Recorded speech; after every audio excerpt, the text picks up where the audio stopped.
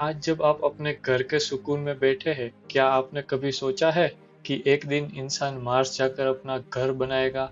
आखिर क्यों ना सोचा जाए? क्योंकि जमीन पे रिसोर्स कम हो रहे हैं और हमारी पॉपुलेशन बढ़ रही है।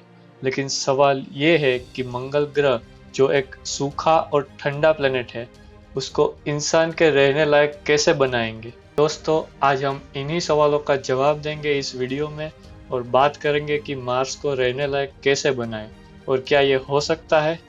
तो चलिए शुरू करते हैं। तो सबसे पहले बात करेंगे कि हमने मार्स को ही क्यों चुना।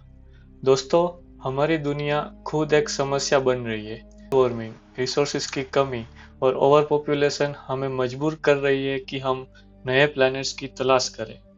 मंगल ग्रह एक परफेक्ट कैंडिडेट है क्योंकि ये अर्थ के सबसे करीब और मिलता जुलता है। एक साल में सिर्फ 687 दिन और टेम्परेचर भी -63 डिग्री एवरेज है। हाँ, ठंडा है लेकिन पॉसिबिलिटीज के साथ। अभी हम बात करेंगे टेराफॉर्मिंग के बारे में। टेराफॉर्मिंग मार्स पर ह्यूमन कॉलोनीज बनाने के लिए एक अहम चीज है। तो आखिर ये टेराफॉर्मिंग क्या है? अगर हम सिंपल भाषा में बात करें तो टेराफॉर्मिंग का मतलब है एक प्लेनेट को ऐसे बदलना कि वो अर्थ के जैसे हो जाए, जहां हवा हो, पानी हो और लोग जी सके।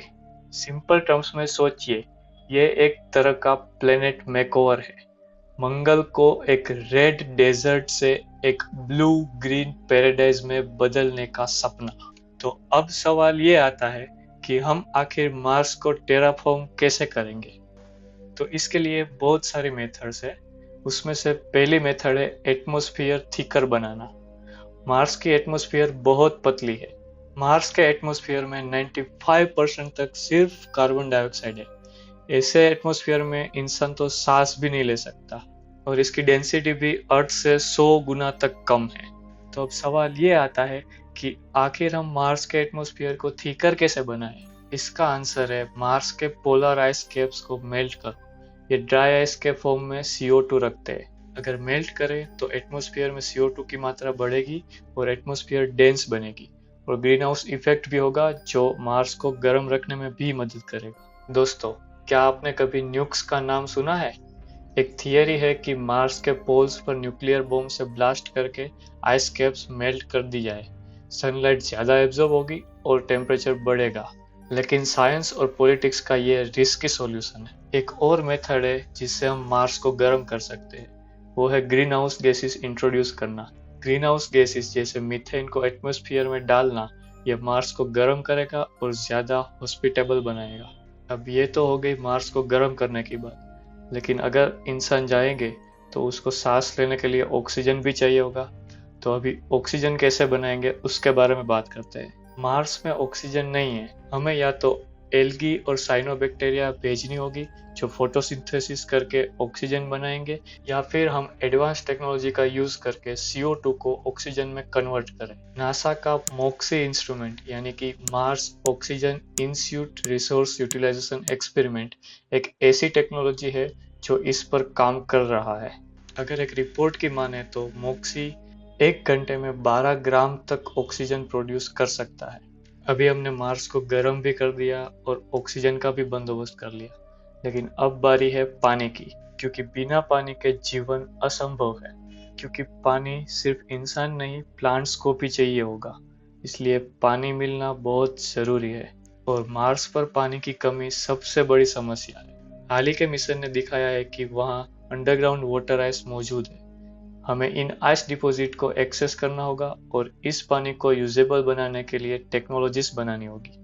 नासा का परसिवरेंस रोवर अभी मार्स की मिट्टी में वाटर रिसोर्स और ऑर्गेनिक मटेरियल का स्टडी कर रहा है। ये फ्यूचर कॉलोनीज के लिए बहुत जरूरी होगा। अब ये सब तो हो गया, लेकिन मार्स के सरफेस पे और भी बहुत सारी समस्याएं हैं, जिसमें से एक है डस्ट स्टॉर्म्स।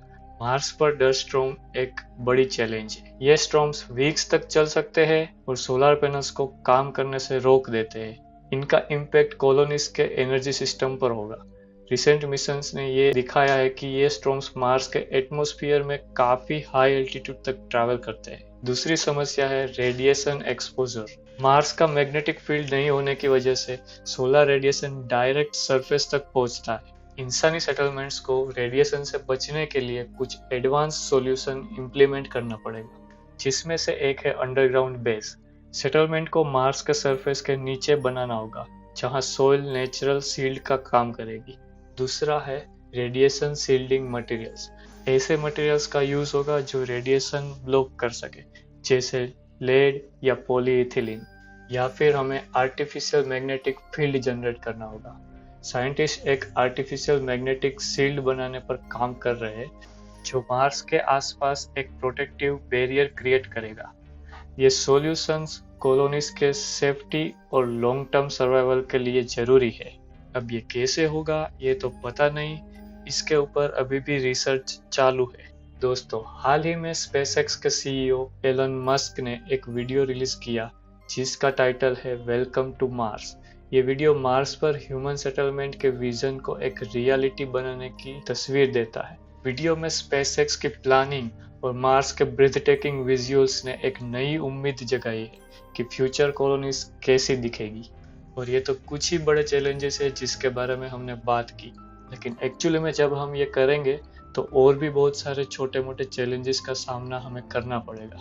और क्या हमारे पास रिसोर्सेज है? क्या ये एथिकल है कि हम एक और प्लैनेट को एक्सप्लॉइट करें? ये सब सवाल अभी भी ह्यूमैनिटी के सामने है।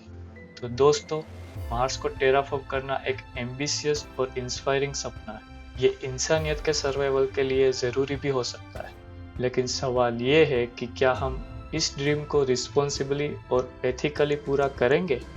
हाल ही की खोज जैसे कि मार्स के वाटर आइस डिपॉजिट्स और परसिवरेंस रोवर के फाइंडिंग्स ये दिखाते हैं कि पॉसिबिलिटीज एंडलेस है। आपके विचार मार्स कॉलोनाइजेशन के फ्यूचर पर क्या है? क्या ये सपना हमारी जिंदगी में सच हो पाएगा? कमेंट्स में अपना ओपिनियन शेयर करना ना भूलें। और अगर आपको ये वीडियो पसंद आई हो तो लाइक, शेयर और सब्सक्राइब करना ना भूलें। मिलते हैं अगले वीडियो में एक नए और इंटरेस्टिंग टॉपिक के साथ।